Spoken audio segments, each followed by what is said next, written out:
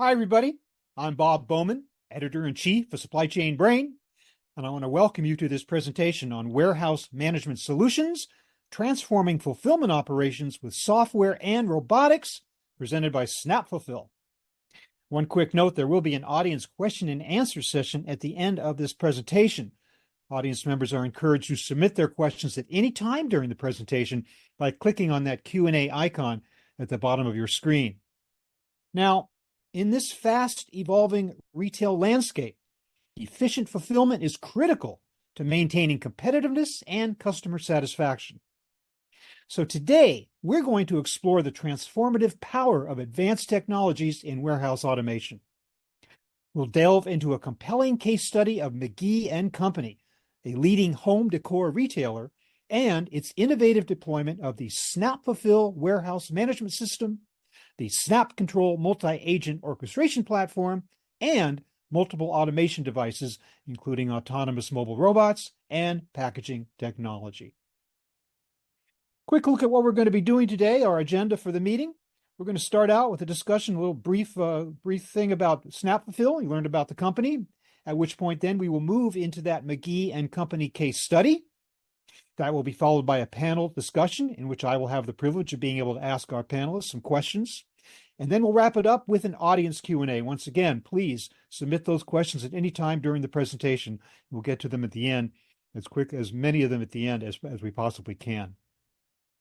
So with that, I want to introduce to you our speakers for today. Brian Kirst is Chief Commercial Officer with SnapFulfil. Brian oversees global sales, marketing, support, and after-sales services.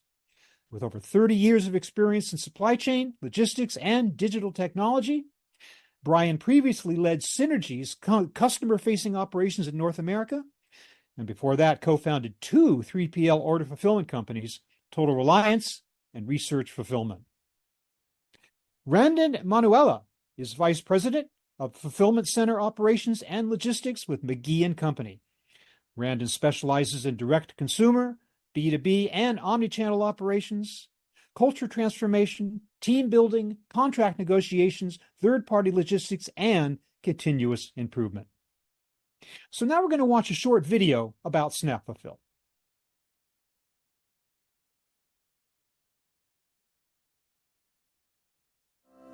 We have come a long way when it comes to purchasing and buying habits. Customers and clients today expect faster and more efficient service when it comes to deliveries of both small and large purchases. SnapFulfil is a cloud-based Tier 1 warehouse management system. We provide our clients with flexible and highly configurable technology at a fraction of the cost. The SnapFulfil warehouse management system is quick and easy to implement, can be up and running in just 45 days, and is highly adaptive to the ever-changing market requirements. Our software uses RF-directed technology and barcode scanning, which helps you better manage the inbound and outbound shipments. It updates the arrival and departure times, ensuring that all the resources are efficiently utilized, saving time and money. Visit our website, www.snapfulfil.com, and request a free demo. For further details and pricing information, reach out to us at info@snapfulfil.com. So let's bring on our speakers for today, Brian Kirst, Randon Manuela, and with that, I'm going to pass it over to Brian Kirst to start the presentation. So Brian, take it away. Thank you, Bob. Good to see you again. So a little bit about SnapFulfil. Synergy Logistics is the provider of the solution, SnapFulfil WMS, as well as the SnapControl multi-agent orchestration platform. Our headquarters is in the United Kingdom, and we have offices here in Denver and Chicago here in the US. We have a long history of supply chain execution experience with being in the market for over 50 years. We're extremely proud of a lot of the brands that we work with, like McGee, RXO, Ping Golf, and others. But we're equally proud with our inclusion in the Gartner Magic Quadrant for over 12 years, and being a NetSuite certified, built for NetSuite partner since 2017. SnapFulfil was launched in 2006 as one of the first cloud WMSs in the space. We've continued to differentiate our product through our speed to value using our configurable rules engine. That allows us to deploy very quickly. In most warehouse operations, we can deploy in under 60 days. In 2022, we expanded our offering with the SnapControl multi-agent orchestration platform, which allows us to expand deeper into the warehouse, orchestrating all of the automation resources as well as the human resources in a bi-directional manner. So today we're going to talk about our deployment at McGee through this case study with McGee. So McGee is a luxury interior brand located in Salt Lake City, Utah. They were created by the rapidly growing online retailer Studio McGee, and you may know them from their Netflix show Dream Home Makeover. We want to do everything that we can to have an influence to make life beautiful in your home. Whether that's from your home to entertaining to just your everyday life. What is Studio McGee? So Studio McGee is an interior design company. It all starts with Shay's vision. She has an incredible founder story where she was a stay-at-home mom, designing out of a spare bedroom, posting things on Instagram. That Instagram following led to paid work, and now we have an incredible social following, and we're just trying as hard as we can to keep up with where our following takes us. 85% of our revenue is in our e-commerce business, McGee Co. And then we also have a licensing business. We have a media business where we have a Netflix show called Dream Home Makeover. A lot of people look at us from our Netflix show and they say like, oh, you guys are in interior design. That's actually one of our smaller businesses, and so that's an exciting part of the business as well.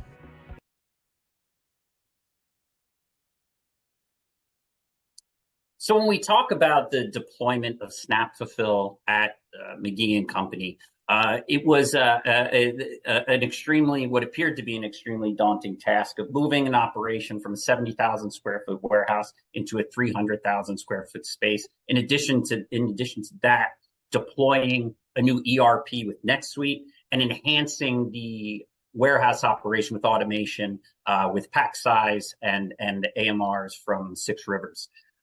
So SnapFulfil was brought in to pull all of those resources together, utilizing the SnapFulfil WMS as well as the SnapControl multi-agent orchestration platform. And we were able to implement those solutions fully integrated to the ERP and orchestrating the automation in the warehouse. And we did that in under 60 days. Post that deployment, McGee was able to see a 6-fold increase in their order throughput. And that was really achieved by the ability of SnapControl to allocate tasks between the human resources as well as the automated resources within the warehouse. This prioritized the workflows and allowed an efficient and real-time decision-making to happen through the software. So since the deployment, McGee has continued to utilize the data from SnapFulfil and SnapControl to optimize processes and continue to scale and grow the operation.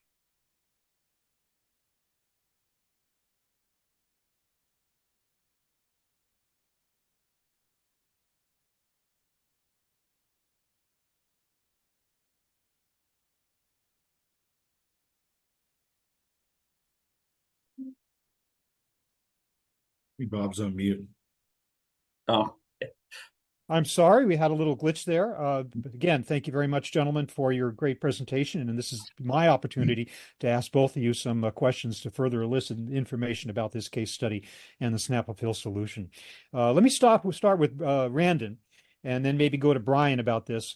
So in this rapidly evolving retail landscape we're talking about today, high consumer expectations for fast delivery, easy returns, how can businesses like McGee & Company ensure that they stay ahead of the curve? Well, it's interesting as I was watching that video. I mean, I don't remember the warehouse looking that empty. It's pretty full right now. It's pretty full. So those trucks are having to drive around a lot more product on the floor. So anyway, but to really grow and to scale, I mean, having Snap come in, as Brian just mentioned in the case study, really being able to deploy tasks, implementing well with our 6RS provider and AMRs, and being able to train our staff really quickly to be able to adapt to that, to use also the RF functionality through Snap, because we have small home decor, things that you would place on your table items, and then we have large furniture sets and bed sets. And so we have to be able to have a partner that will, and a solution and a system that will be able to handle that workload and be able to deploy the work in the most efficient process as possible. So, Brian, what do you think? The world's changing all the time. How do you keep up? How do you stay ahead of the curve? Yeah, I think really continuously challenging the status quo of your operation, right? Really challenging the limits of the technology you have to maximize the efficiencies that are in place in the warehouse. So utilizing good data, making sure that you have the most up-to-date configurations, and to Brandon's points around task allocation and workflows.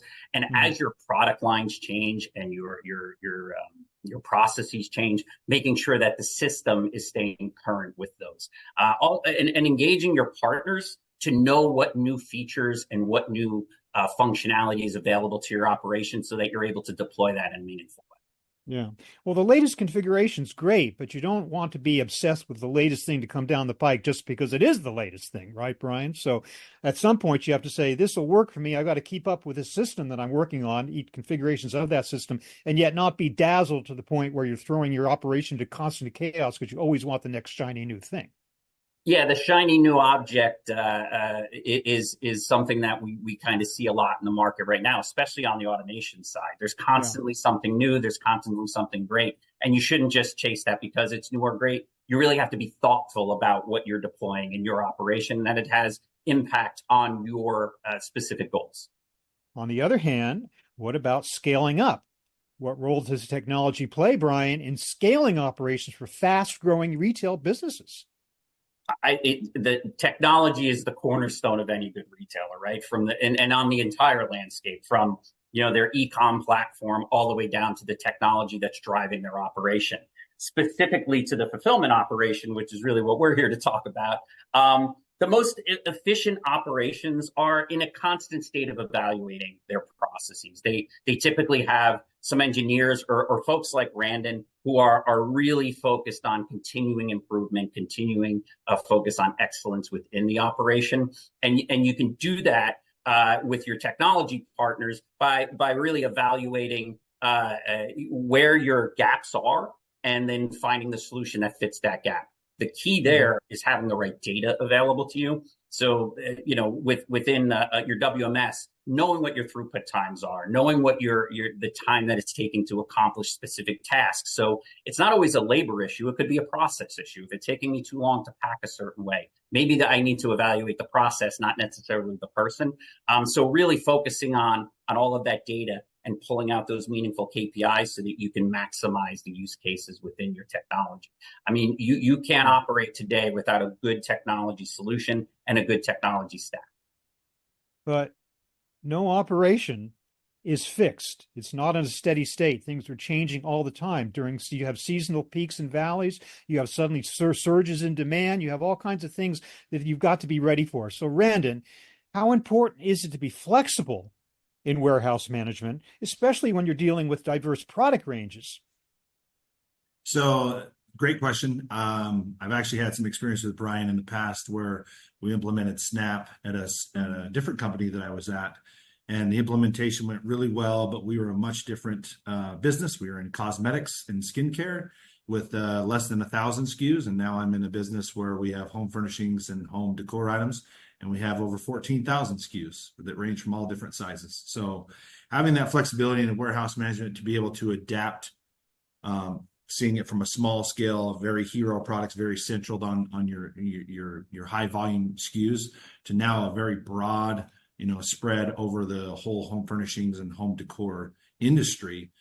It's been really robust for us to be able to have that warehouse management, be flexible to adapt to the changes. And it seems like we're launching newer products every month, and every season there's another row of products that need to come out, and we're expanding our footprint into other areas and through our licensing and whatnot. So that flexibility has been key for our success, not only in just fulfillment operations, but inventory accuracy, being able to track POs on the inbound side, cycle counts, knowing and having visibility of where the product is within the four walls of your building at all times has been paramount. Brian, how do you see the flexibility issue, especially since people often express fears or concerns when they are making a major investment in warehouse automation, that the system that they take on will lock them in to the state of things as they are now, will not be flexible enough to change, to allow for changes. So how do you see the importance of that? And does this solution lead to that type of flexibility that modern day operation requires? Yeah, I think, Randon brought up some really good points there. And I think flexibility is really core to the solution that we have in place and the SnapFulfil solution in general. Because it's highly configurable, you're able to adapt to the changes in the operation. Randon referenced, in previous lives we worked together. And that was when I was a 3PL operator. And that's another area where flexibility becomes key. You don't know what your next commodity is going to be. In the case of the relationship with Randon, we were servicing cosmetics, but flat pack furniture came down the pike as well. And you don't want to be writing new code to be able to manage those changes in the operation. You want to be able to just configure. The other area is when you're deploying software and you're looking at your requirements. A lot of operations make the mistake of becoming hyper-focused on those one or two areas they want to solve for, rather than taking a broader view of how the software is going to impact their operation now, but will it be able to adapt to the future of their process and their organization? Being able to configure your way out of a new challenge is a lot easier than having to code your way out of it or look for a new provider. SnapFulfil is highly configurable. And so we really offer, in the case of McGee, they have a really diverse operation. They're shipping tabletop items, but they're shipping full large furniture like couches and things. So LTL shipping and small parcel shipping happening within the same operation, within the same software, all pretty seamlessly is really highlights the flexibility of the software. So you almost have to be thinking along two tracks. I mean, one is I need to solve the problem of the moment, for sure. But at the same time, part of my brain has to be looking at the problem of tomorrow and the years ahead too. So you want a system that can do that. And I guess you're saying that is that's what this is, right, Brian? Yeah, it's definitely been my experience in being able to deploy the software to meet the challenges of today, but then configure it to also accommodate the changes in the business down the line. Great. Let's talk about people, because every discussion of automation always ends up having to talk about people for obvious reasons, because of the concerns about lost jobs and the changing job skills and job requirements. So, Randon, how do you see the role of human workers evolving in these increasingly automated retail warehouses? Well, they first and foremost, they're not going away. We still need humans. I know that there are warehouses that do operate autonomously without humans, or with very, very few. But in the fulfillment and operations, especially in e-commerce retail, and as Brian and we've talked about with our broad spectrum of products, the automation has helped us streamline and be able to perform all of the tasks it would take to commence the fulfillment of all of our products, but it's helped us be more proficient and be more effective in how we waive those orders and how we commence the actual fulfillment. The workers, when they get into the warehouse and as they learn the automation, it's been really rewarding to see them take the automation and the proposed scope of the project and what its targeted improvement and or productivity rates, to take that and enhance it and take it to another level. They take ownership in it, and it's been really rewarding to see them have ownership of that and find pride in that, and really partnering with the automation, whatever it may be, and taking it and making it a part of their daily work life, and as well and enhancing their experience, because it's kind of the gig economy. Where our facility is, we have 3PLs and Amazon centers all around us. So recruiting the qualified workers and good workers to stay and be in your warehouse every day, 8 to 4, 7 to 3, whatever it is, 24/5, that's a challenge. But usually the automation draws those people in to be able to work around that, and they know that they're getting almost futuristic training for the things that they saw. Yeah. growing up. So Interesting. And Brian, I'm sure you would not agree with the perception that, say, for instance, wheeling in a SnapFulfil system into an operation means you're wheeling out the people. No, absolutely not. In Yeah. most cases, we're upskilling, and Brandon's team is a really good example of folks that engage the software and really are getting the most out of it, and learning it and being really super users with it. We're addressing more labor scarcity issues, augmenting labor, and providing those opportunities for the higher skilled opportunities for folks within the warehouse. Okay. All right. So making the decision when you decide to implement a WMS of this kind, it's not easy. Brian, I'm wondering what you might sum up for us as the key considerations when you're selecting a WMS for a large scale retail operation. Yeah, I think we touched on a lot of areas of not being hyper focused on the short term gains and really having a longer view. So assessing the overall needs and the process gaps that the WMS will solve for you.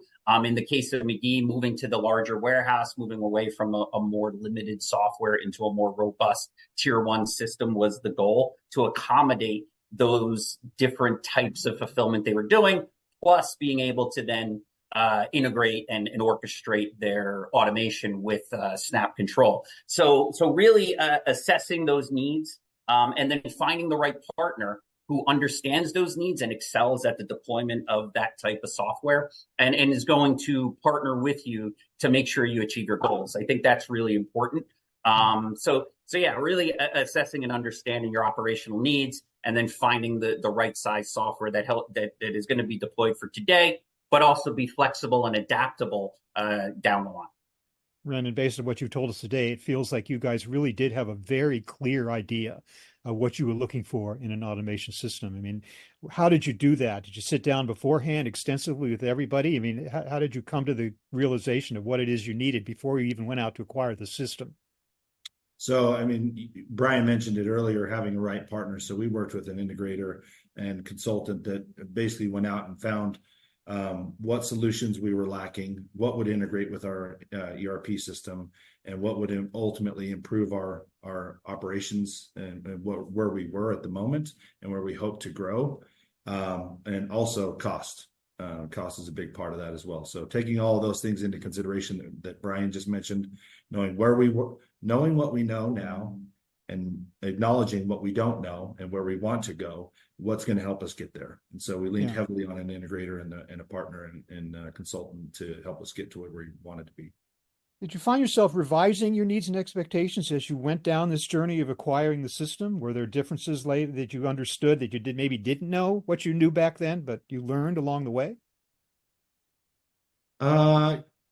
So, I mean, as it was proposed, and as we went through the process of looking at what the proposed ideas were and the scope of the project, and really the best utilization of the space, there were some pivots made based on the internal kind of racking system and equipment and layout and design of the facility.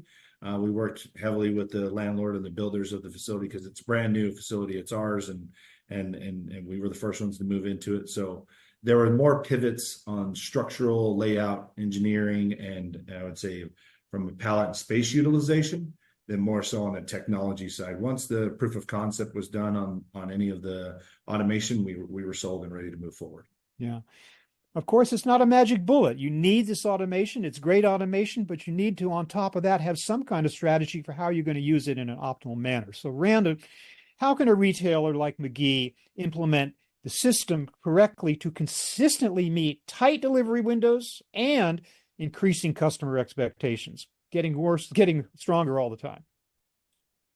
So, I mean, we're in an e-commerce world. We're all trying to keep up with the Amazons and have everything out there as quickly as possible. So having things come in with through our order flows from our host system directly into our WMS, to be able to look at the workload each day and be able to prioritize our work, knowing the automation we have to support us, and be able to take any manual processes out of the workload for our human workers. And then from there, being able to prioritize our work that's maybe on a cut time due to expedited time definite options, and then work our way into our fulfillment SLAs, which is trying to be within a 24-hour fulfillment window. Really doing that and trying to keep up with the customer expectations has been a challenge on a home decor with our parcel items. But within our home furnishings items, we offer two different services with our carriers of White Glove and Threshold. And so being able to meet those times as well with our carriers and meet the customer's expectations is absolutely key and necessary in what we do every day. A warehouse today involves multiple systems, hardware, software, and the like. So, Brian, I'm wondering how SnapFulfil uses its existing integrations to accelerate implementation, and for that matter, to make sure that you are indeed integrating all the different systems in a warehouse, which don't all come from the same vendor. Yeah, it's a really good point, really good call out. With SnapFulfil, specific to McGee, they were a NetSuite customer. So on the ERP side, we're a built for NetSuite partner. So that falls into the configurability of SnapFulfil. So configuring that integration was fairly straightforward. When you talk about the technology and the automation that McGee was deploying, we pre-build a lot of our automation integrations. But in addition to that, the way we integrate with or orchestrate with SnapControl is through a messaging process. So it's highly configurable, similar to our overall WMS offering. We expanded that configurability into SnapControl. So a typical implementation for SnapFulfil is to really focus in on an agile approach. We work with our customer, in this case McGee, to map out their warehouse. So we have a physical map of the warehouse that is also in SnapFulfil, so zones and sections. Then we start to configure processes and rules within our system to direct the workflows through the operation. We use the orchestration layer, so SnapControl, to send and make determinations of which of those tasks and those workflows will go to automation and which will go to human resources, RF devices, and the like. And then what are the limitations there? If a device is down and somebody forgot to charge the chucks, how do we divert that to a different resource so the work doesn't stop? So while we're doing this, we're handing off to McGee so that they can start their testing. They get exposure to the system early. And that's what really accelerates that implementation time, allows us to hit those average 60-day deployment times. And once the system's handed over, it's not the first time that our customers seeing it. They've been involved in the implementation all the way through. Now we're going to start to train a broader staff. And so the deployments within a couple of weeks of the go live for McGee, they were operating fully on with all of the automation, all of the systems talking to one another. And there were a few, not only NetSuite and the AMRs and pack size, but also some external partners as well. But you say the timeline is about 60 days? 60 days, yeah. To get to that point, and then a couple of weeks of kind of running it and making sure it's all up and running? Yeah, those couple of weeks of optimization and really making sure that the staff is comfortable with it and that we can really go over the system. Now, Randon, you had the advantage of moving into a brand new facility here. So I guess you didn't have like a brownfield facility where you have an existing thing and all of a sudden you have to impose automation upon it, flip a switch, so to speak, and start a whole new system. Well, not a challenge for you, but was there any challenge in getting going from the get-go? Yes, but not so much on the system side. The implementation went really to timeline as what it was spec'd for. I would say some of the maybe delays were more on the timing that McGee chose, which unfortunately for us, we chose to launch this right before Q4. And so we were experiencing a little bit heavier volume than what we had anticipated. And so it was a sharp learning curve for the team, in the FC, in a very short time frame right before our peak volume hit. So from a system side, it went well. But once again, learning from that, we would never do an implementation like this that close to Q4. There's a lesson learned right there. Yeah. Well, it looks like you're pretty settled in with this system, so it's not like you're going to have to be looking at something to rip and replace again anytime soon. No. You would hope. No. All right. At this point, I would like to bring the audience in. We have indeed invited the audience to be submitting their questions all along during this presentation, and I hope they continue to do so by clicking on that Q&A icon at the bottom of your screen. We'll get to as many of your questions as time permits.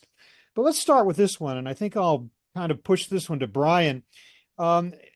how easy is it to get into warehouse automation? We've talked about some of the particulars there, but this question says, what are some of the barriers? Yeah, I think there's some true barriers and some perceived barriers, right? I think one of the perceived barriers is cost. Folks think that it's going to cost a lot to deploy automation within their operation. But what we're seeing right now in the market is that the costs are coming down. There's a lot of different flexible commercial models to attain automation. So we're seeing more interest in our customers that have SnapFulfil in deploying automation, and that's across the board from AMRs like we see at McGee to ASRS systems and the like. So I believe some of those barriers are coming down, and deployment tools like SnapControl, where we can deploy it very quickly in a commercial model that makes sense. We're helping with that. The integration of the automation was always viewed as one of the larger expenses, and we've been able to work that in a way that it makes sense for operators. So some of the barriers, I believe, with cost and really complexity are coming down. The other one is choice. There's so much out there. We talked about the shiny new object earlier. I think that's if you go to any of these trade shows that are automation focused, it can be very overwhelming. But we're starting to see more consultative approaches to that with integrators and partners who can really help an operation identify the right automation and the right automation mix, because it's not typically a singular automation solution that you want in your warehouse. You really want the right mix of whether it's AMR, smart conveyor, pick to light, packaging solutions to optimize and really take advantage of the automation solutions that are out there. And then you need an orchestration platform to pull those all together. So I think, those barriers are coming down, and that's great, because when you talked about automation a few years ago, people would have it on a 5 to 10 year roadmap, and now it's been accelerated. And now, there's surveys out there, over 90% of warehouses either have deployed, are deploying, or are thinking of deploying some type of automation in their operations. So it really is becoming much more ingrained in a successful operation. Mm-hmm. I think this question is aware of the fact that all conversations these days about automation, and indeed any type of systems, are about data. Maybe I'll start with you, Brian. The question is, how can retailers leverage data analytics to improve warehouse operations? Yeah, I think data is extremely important, and access to data is extremely important. So having the right level of detail in your data, and then being able to view that data in a meaningful way. So utilizing the data to drive efficiencies in the warehouse, throughput times, making sure you're hitting your retail SLAs. So if you're looking at same day fulfillment or on time fulfillment, you're able to monitor that through the data that's being provided, and then making sure your workflows are optimized. So is the product flowing through the operation in a timely manner? Where are those holdup? Where are those gaps? And having a full track and trace visibility of your operation and all of those stock movements that happen is key to addressing those data needs. Brandon, how important is data analytics to your operation? Well, I think it clearly defines what is good. Like, what is good, what is bad, if you're performing well or not. And not just on the outbound fulfillment operation, from the time container hits your dock, how quickly are you getting that container unloaded? How quickly are you getting the product assigned into a pickable or storage location? And is that tracked real time? And so data analytics really measures everything that happens in the four walls of your building and tells you what is good, what is not good, and if you're performing well or not performing well. So we use it in every phase of our business. Does it give you more power to assess worker productivity levels and performance? Absolutely. So what is good, or who is good and who is not good? So absolutely. When we look at our, as we roll out our tasks, and as we find that our workers are maybe cross-trained in multiple areas, we'll find that they specialize in one task over another, and we'll try and set them up for success, and then therefore maximize their throughput and productivity in the building, but doing the tasks that they do best. and really investing in them and training them to see a further career in warehousing and logistics and whatever it may offer. Mm-hmm. Brian, what do you see the idea of workers in a facility that you're bringing your system to? Naturally, the system's going to include a very robust means of measuring worker productivity and performance. Is there potentially any pushback from workers who feel that that's overly intrusive, and how do you sell that to them as something that's good for everybody? Well, it's kind of along the lines of what Randon was saying. We will set folks up for success with our solution. You're able to very clearly see the different types of picking that happen within a warehouse, right? It's not a generalized process of picking. There's different types of picking. There's the large item. There's picking with a machine. Then there's the piece picking, and then there's the automated picking that happens. So being able to isolate those different types of picking and making meaningful comparisons and meaningful analytics derived from that. It actually helps employees. We can train them on different ways to do the picking or listen to their suggestions. If it's full with the full track and trace, we can see how long it's taking to perform certain operations. So then getting feedback from the employee to say, well, it's taking me this long because I'm traveling across the whole warehouse to make that pick. Well, now we can configure different picking strategies to shorten those walk times and optimize the pick paths. So it's really, it becomes a tool to optimize and really set the staff up for success. Yeah, how you can reveal things that just didn't maybe occur to you. You didn't have no idea that they were traveling that much. You don't know what you don't know, and then you get in there and identify the bottlenecks. So exactly. This related, once again, we talked about people. We're still talking about people, and related to what we're talking about here, the idea that when a system like this comes in, there's a certain amount of re-skilling involved, retraining. Brian, can you talk about the challenge of that? How do you bring that into the picture at the same time you're implementing these state-of-the-art hardware and software? Yeah, I think it's important when you're evaluating the software and the software provider that they view change management as part of the deployment. It's not just the software and all of the the functionality there, but it's how well your project management team and your implementation team embrace the change management component. If you're bringing in something new, you really want to get the buy-in from the users, not just the leaders. So really engaging the users, listening to them, taking their feedback, making those configurations, and even the setup of the software. Within SnapFulfil, we can rename fields so they're meaningful to the operators. We can make that transition as comfortable as possible and really engage the team. So we do a lot of on-site support, on-site training, and we stay engaged post-go live. The users are the key to making the deployment successful, and we hold that as a really important part of the project and implementation. Brandon, can you tell us about McGee's own ongoing efforts to train and retrain and reskill and keep workers up to date on what it is they should be doing in an automated environment? Yeah, absolutely. So after the implementation, it was a way for us to go through the discovery phase at first and to say, these are our pain points. This is how we currently do our operation. And then look and see what the functionality is, as Brian mentioned in Snap, and say, well, here's how we can enhance that. Here's how we can improve that. Here's how we can streamline that process. And so really getting the buy-in from that aspect and basically improving their overall workflows and daily tasks. And then from there, getting the buy-in to use the automation to make them more efficient and better overall workers. So once they get in and they get trained, and we've actually been going through our SOPs again to revamp them, just be continuously improving to make sure that we are bulletproofing them, they're error-proof, and making sure that our workers can come in. Once they're trained, they have an SOP that they can refer back to, if they have any questions. And also they have a trainer that they can refer back to as well.